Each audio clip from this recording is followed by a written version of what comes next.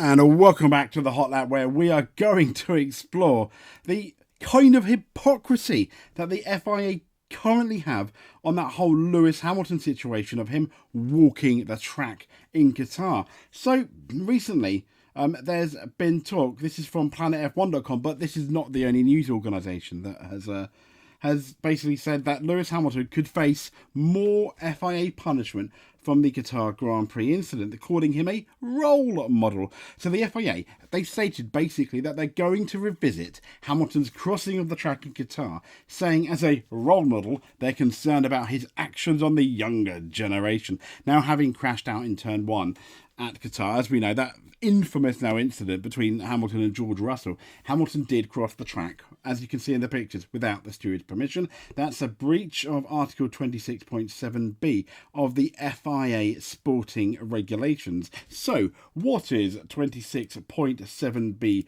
I hear you ask? Well, for you especially with probably a slightly better TV, here it is, but I will quite gladly read 26.7 out to you.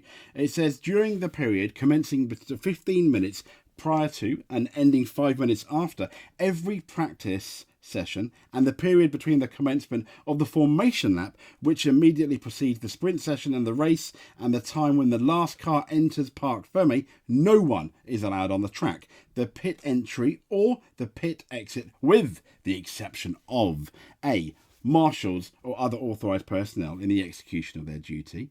B, drivers when driving or on foot, having first received permission to do so from a marshal, and that's quite important because he didn't allegedly. And C, team personnel with either pushing a car or clearing equipment from the grid after all cars are able to do so, have left the grid on that formation lap. So there we go. I mean, that's essentially the article that we're talking about.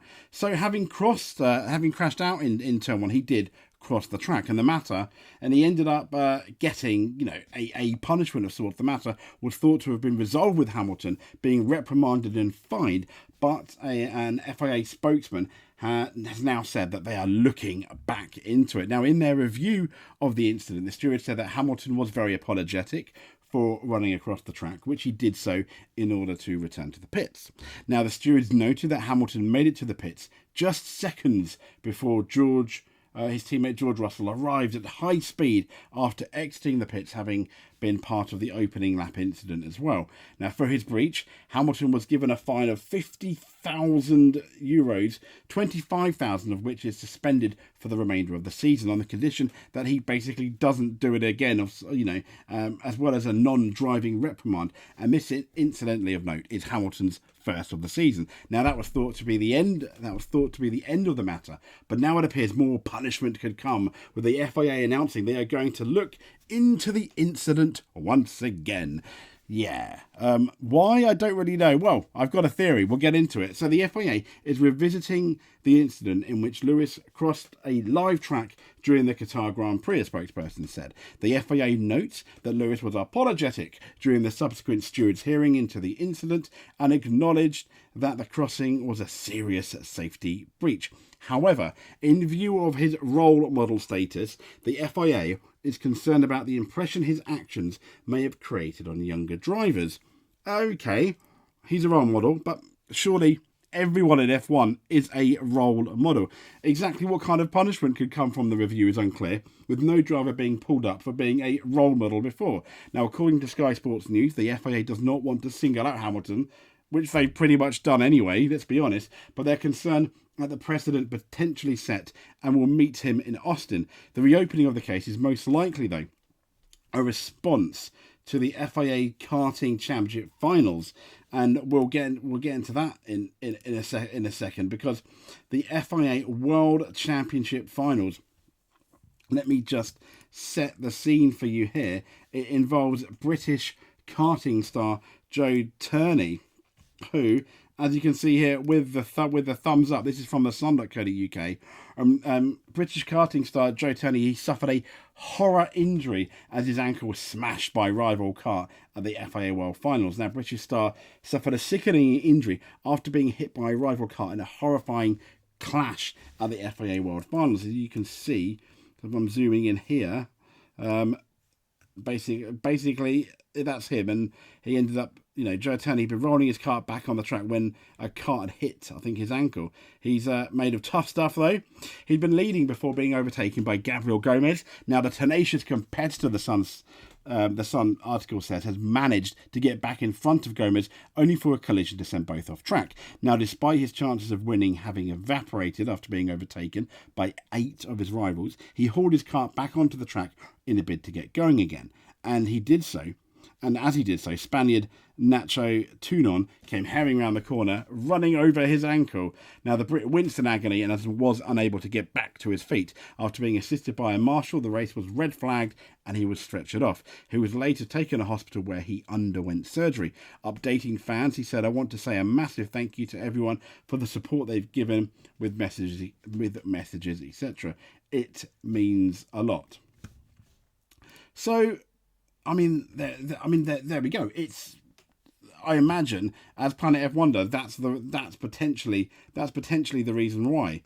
It's a compound fracture, and as we know, he had to undergo that surgery. But why Lewis Hamilton? Let's have a look at the original article, or the original incident, let's say. This was on the 8th of October. This is from Crash.net. Hamilton, he's picked up a reprimand and partly suspended fine crossing the circuit. Now, the 7-time world champion, it says, was seen walking across the track to return to the pit lane after his car was left stricken in the gravel. Now, Hamilton received his first non-driving reprimand. The stewards noted here, very apologetic.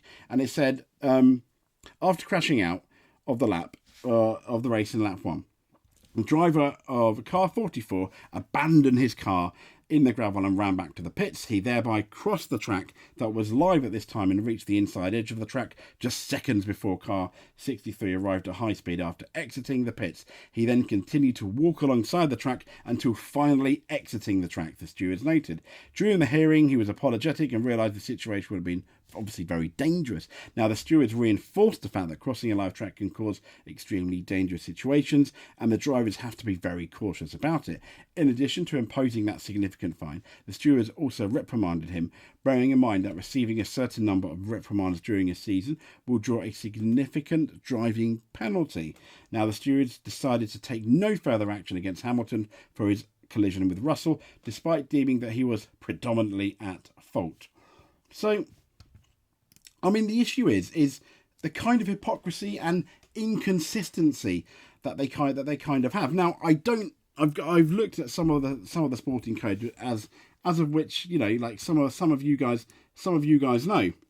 I have looked at that sporting code, and what's weird is they're revisiting it. But what's funny is when, for example, Formula One teams appeal FIA decisions, I know it might be slightly different unless there's, let's say, any new evidence. They can't really revisit it, and I can't see any new evidence here. It's admitted they're kind of like done. It's kind of like when you go to court for something. Yes, I know this is not a criminal thing, and there's no new evidence, but you've already been tried, convicted. Nothing's going to happen unless there's significant new evidence which could open up the case.